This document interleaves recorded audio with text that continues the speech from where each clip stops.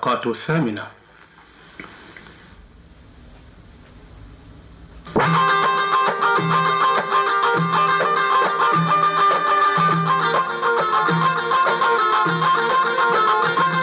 على ضي نورك يا قمر الصحبة تحلى والسمر، نحكي حكاية للأحبة أحداث وذكرى أو خبر.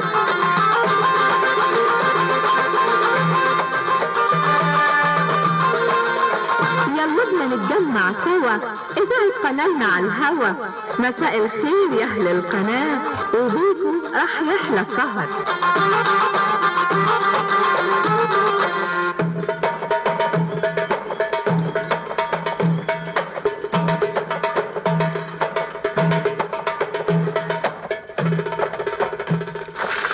مستمعينا الاعزاء، اهلا ومرحبا بكم معنا وهذه الفترة المسائية الجديدة، ويسعد مساك.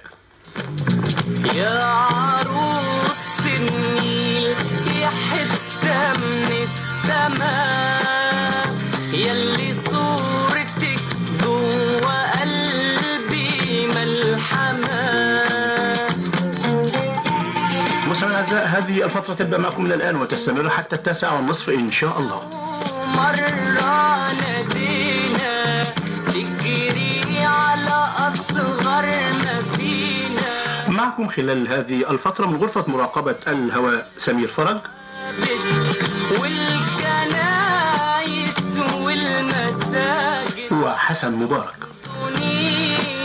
وتحكي لينا ومعكم من أسرة المذيعين محمد البنهاوي. في عينينا انت يا شمعة يا أي. مستمعينا الاعزاء، اتصلوا بنا على تليفونات الإذاعة العاملة من الإسماعيلية على تليفون 33 63 941، يا حتة من السماء، ومن السويس على تليفون 33 13 69،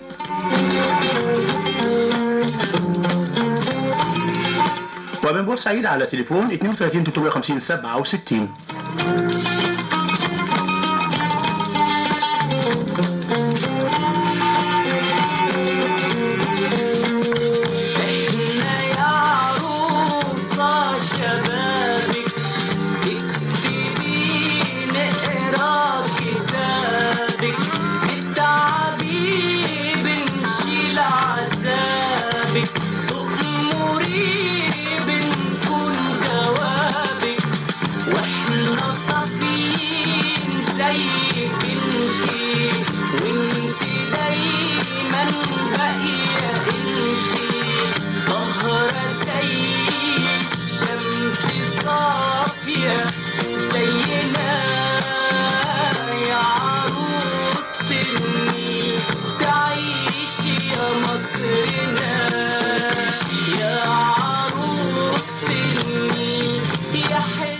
مستمعينا الاعزاء، يسعدنا في هذه الحلقه من برنامج يسعد مساك ان نستضيف الاستاذ صلاح الصايغ عضو مجلس الشورى عن محافظه الاسماعيليه، اللي بنرحب بيه جدا في استوديو الهواء. اهلا بك صلاح. يا اهلا وسهلا استاذ محمد. الله على جيشك والشعب معاك، الله يا بلادنا الله. مستمعينا الاعزاء، في هذه الفترة سوف نحلل وندقق ونتعرف على كل ما تم خلال 48 ساعة يومين في الانتخابات الرئاسية التي تمت بالأمس واليوم، مع ضيفنا الأستاذ صلاح الصايغ عضو مجلس الشورى عن محافظة الإسماعيلية. وبالطبع سيتخلل هذا اللقاء مكالمات الزملاء، لأن لجان سيتم غلقها اليوم الساعة. أستاذ سمير، الأديب، الشاعر، الصحفي الكبير، متعدد المواهب، ومضيف عليها المحاضر الدولي. أهلا بك سمير. معنا مرة أخرى الأستاذ سمير أبو الحمد، الصحفي والأديب والشاعر والمحاضر الدولي المبدع. تفضل سمير. والله يا أستاذ محمد، قمة الديمقراطية ما يحدث الآن في استوديو إذاعة القناة على الهواء، أن تستضيف الأستاذ صلاح الصايغ وهو نائب يحبه الناس بأمانة شديدة، وأنا كنت أثق تماما أنه يصلح أن يتم الاقتراع عليه في تلك المرحلة. نعم. وليس مجاملة وليس نفاقا، وأقسم بربي أن ما أقوله حقيقة يعني. نعم. عايزين نخش في صلب الموضوع.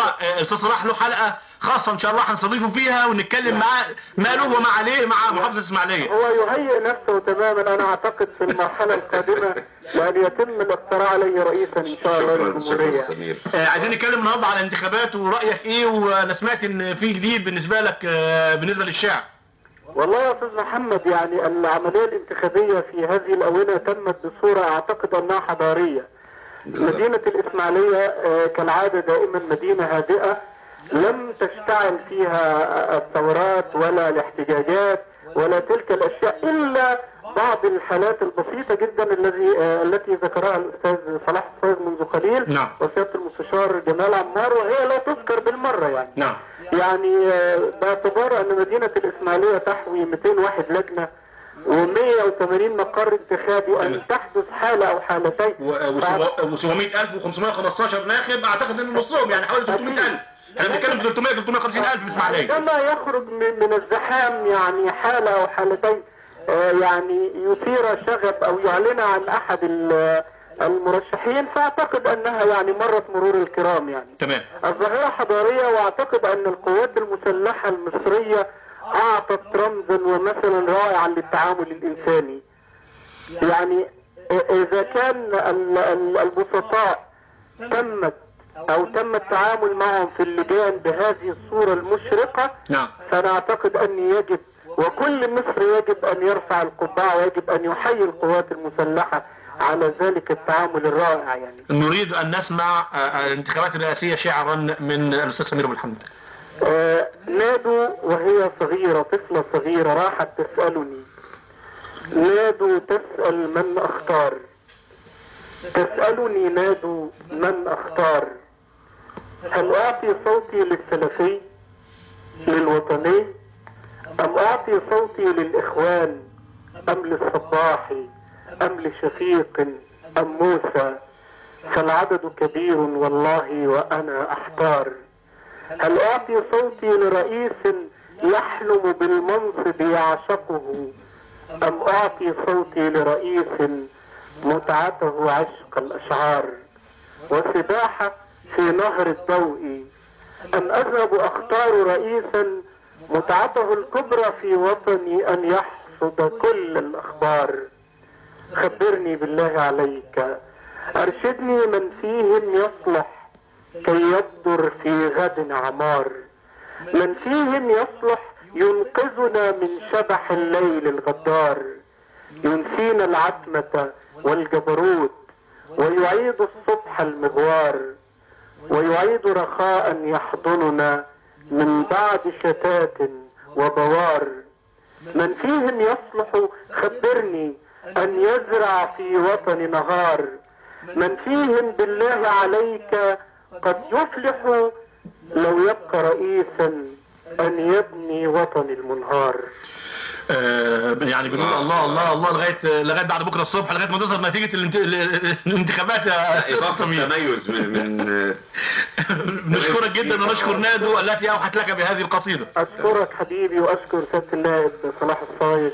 شكرا واشكر شعب مصر كله واتمنى له مزيدا من الاشراف تحت قبه برلمان الشورى، وانا اعتقد انه جديرا بالثقه التي منحه اياها الشعب الإسماعيلية، واعتقد شعب مصر في القريب ان شاء الله. شكرا أستاذ. شكرا جزيلا، شكرا مرة ثانية زميل سمير أبو الحمد الصحفي والأديب والشاعر.